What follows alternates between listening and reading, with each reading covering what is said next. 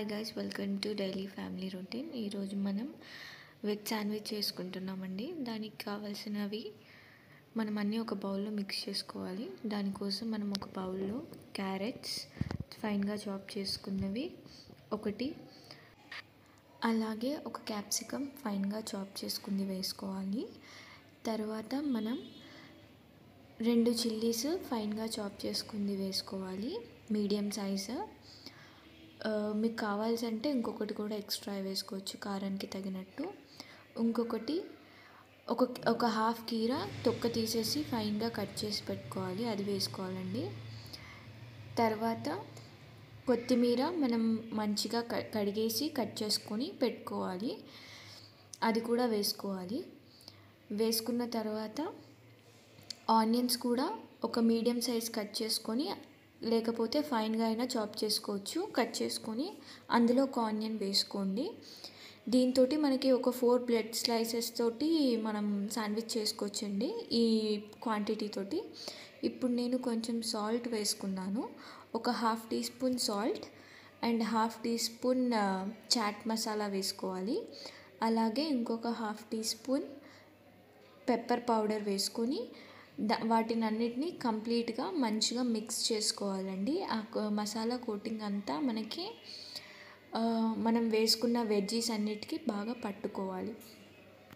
అలా అన్నీ మిక్స్ చేసుకున్న తర్వాత మనం 2 టేబుల్ స్పూన్స్ మయోనీస్ వేసుకోవాలండి.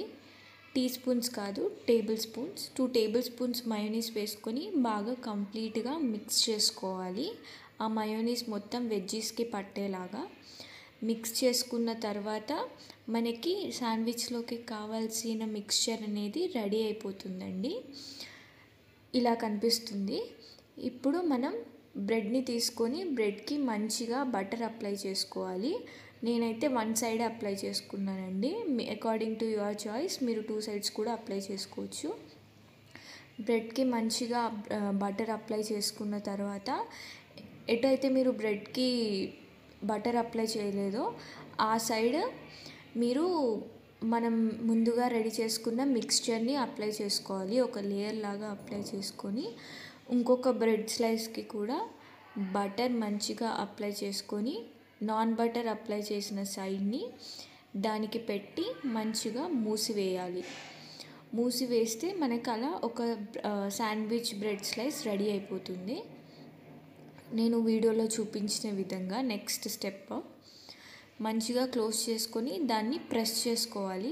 ప్రెస్ చేసుకుంటే ఆ 2 బైండింగ్ అయిపోతున్నాయండి. ఇలాగా మనం బ్రెడ్ స్లైసెస్ అన్నీ రెడీ చేసుకున్న తర్వాత పాన్ హీట్ చేసుకొని ఆ పాన్లో బటర్ వేసుకొని కొంచెం మనం వేడి చేసుకోవాలి. బటర్ అనేది ఆప్షనల్ అండి, ఆల్రెడీ మనం అప్లై చేసాం కాబట్టి నేను కొంచెం వేసుకున్నాను.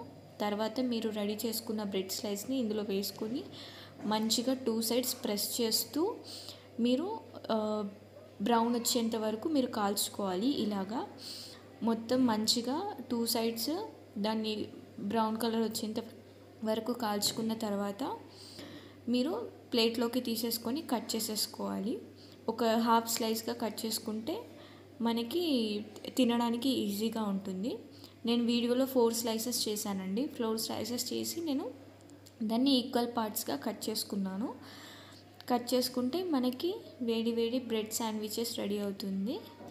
దీన్ని మనం బ్రేక్ఫాస్ట్గా అయినా స్నాక్గా అయినా తీసుకెళ్ళొచ్చు.